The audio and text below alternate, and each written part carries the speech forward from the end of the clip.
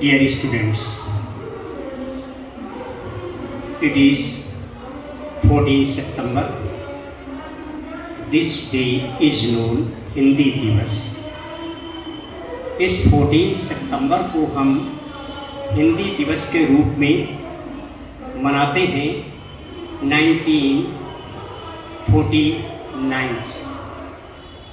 हमारे संविधान की जब रचना हुई, संविधान लिखा जा रहा था, तो उसमें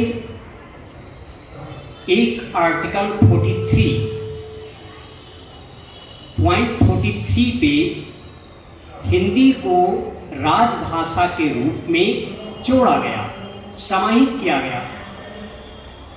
हमारे राजभाषा से हमारा ये अभिप्राय होता है कि हिंदी को हमारी जो कार्यालयी कार्य हैं, जो सामान्य कार्य हैं, सामान्य बोलचाल में और समाज में जो कार्य संपादित होते हैं, उन कार्यों को हिंदी में किया जाए या किया जा सकता है।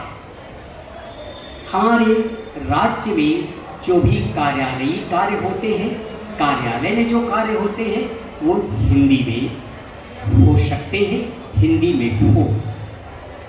हिंदी ने तब से अब तक बड़ी प्रगति की है।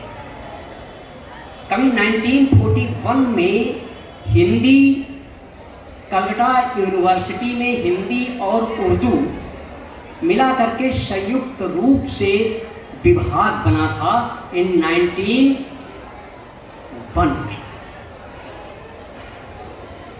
आज 1022 ईयर्स बाद हिंदी ने बड़ी प्रगति कर ली। आज हमारी सामान्य कार्य और आप लोग एक विषय के रूप में हिंदी को पढ़ रहे हो।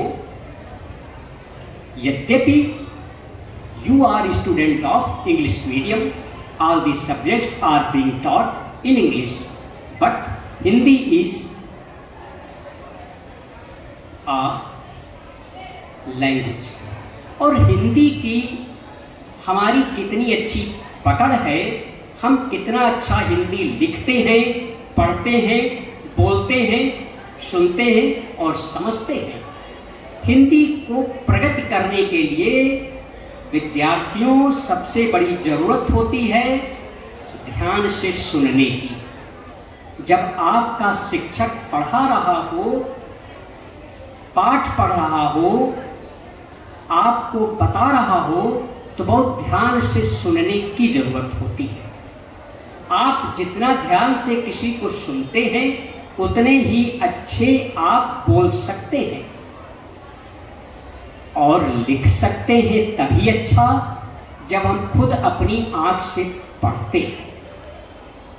तो सही लिखने के लिए पढ़ना जरूरी है और हम सही पढ़ पाएं, इसके लिए लिखना जरूरी है।